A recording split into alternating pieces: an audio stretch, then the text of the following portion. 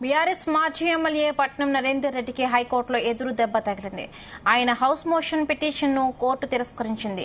లగచర్ల దాడి కేసులో ఏవన్ నిందితుడిగా అభియోగాలు ఎదుర్కొంటూ ప్రస్తుతం చర్లపల్లి జైల్లో రిమాండ్లో ఉన్నారు. అయితే పట్నం నరేందర్ రెడ్డిని ప్రత్యేక బ్యారెక్లో ఉంచాలంటూ హైకోర్టులో దాఖలు చేసిన హౌస్ మోషన్ పిటిషన్ తిరస్కరణకు గురైంది. నేడు కోర్టుకు సెలవు కావడంతో నరేందర్ రెడ్డి తరపు న్యాయవాది హౌస్ మోషన్ పిటిషన్ దాఖలు చేశారు. సాధారణ నేరస్తులు మరొక 5గురితో కలిపి పట్నం నరేందర్ రెడ్డిని జైలులో ఉంచారని పిటిషన్లో పేర్కొన్నారు. మాజీ ఎమ్మెల్యేగా ప్రత్యేక బ్యారెక్లో పట్నం నరేందర్ ను ఉంచాలని న్యాయవాది తన పిటిషన్లో కోరారు. ఇక పిటిషన్ను పరిశీలించిన హైకోర్టు దాన్ని తిరస్కరించింది.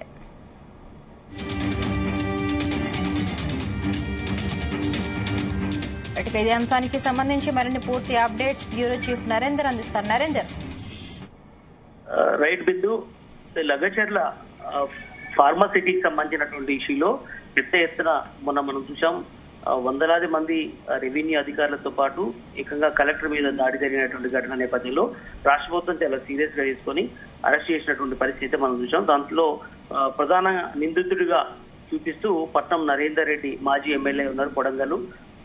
ఆయన్ని ప్రజెంట్ చర్లపల్లి జైల్లో ఉంచినటువంటి పరిస్థితి మనం చూస్తున్నాం. అయితే ఆయన జ్యుడిషియల్ రిమైండ్ లో ఉన్న నేపథ్యంలో ఆయనను ప్రత్యేకమైనటువంటి ఒక బ్యారెక్లకు మార్చాలి అనేటువంటి విషయాన్ని హైకోర్టు ఆశ్రయించారు. ఆయన తరపు అడ్వకేట్స్ ఇప్పటికే అంటే ఈ రోజు వాస్తవానికి సెలవు ఉన్న నేపథ్యంలో ఈ రోజు బ్యారెక్ లోకి మార్చాలనే అంశం మీద పిటిషన్ దాఖలు చేసిన నేపథ్యంలో ఈ టైంలో కరెక్ట్ కాదు అని కూడా రిజిస్ట్రీ చెప్పి రావడం జరిగింది. దీంట్లో రెగ్యులర్ కోర్టు మండే నాడు ఉన్న నేపథ్యంలో, ఎందుకంటే ఇవాళ రేపు ఎల్లుండి సెలవు ఉన్న నేపథ్యంలో మండే నాడు యాజ్ ఇస్ గా మీరు ప్రొసీడింగ్స్ వెళ్ళొచ్చు అనే విషయాన్ని అయితే చెప్పడం జరిగింది.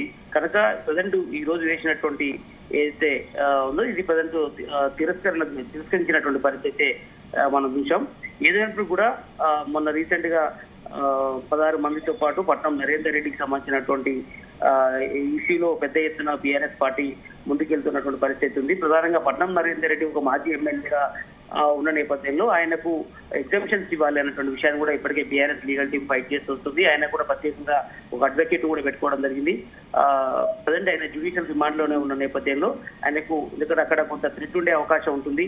ఎందుకంటే చాలా మంది చర్లపల్లి జైల్లో చాలా నేరస్తులు అంటే కఠిన నేరస్తులు కూడా ఉండే అవకాశం ఉంటుంది.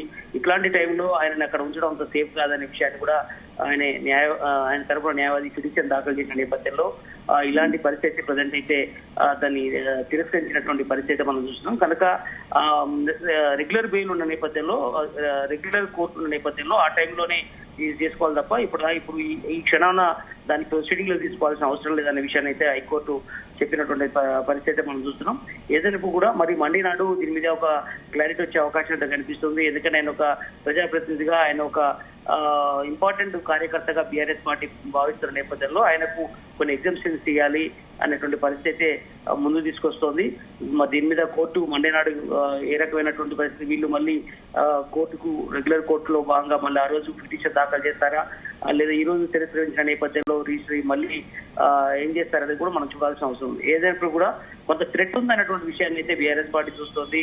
ఖచ్చితంగా కొడంగల్లో ప్రజెంట్ గెలిచినటువంటి ఎమ్మెల్యే ముఖ్యమంత్రిగా ఉన్న నేపథ్యంలో రేవంత్ రెడ్డి ఖచ్చితంగా కొంత ఏమైనా థ్రెటనింగ్ ఉండొచ్చు అనేటువంటి భావనతో ఇప్పటికే బీఆర్ఎస్ పార్టీ కొంత ఇనిషియేటివ్ తీసుకుంది.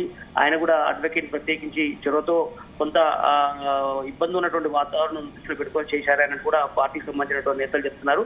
అందుకని ఈ రోజు కోర్టుని ఆశ్రయించినటువంటి పరిస్థితి మనం చూస్తున్నాం. Right, thank you Narender, thanks for the updates.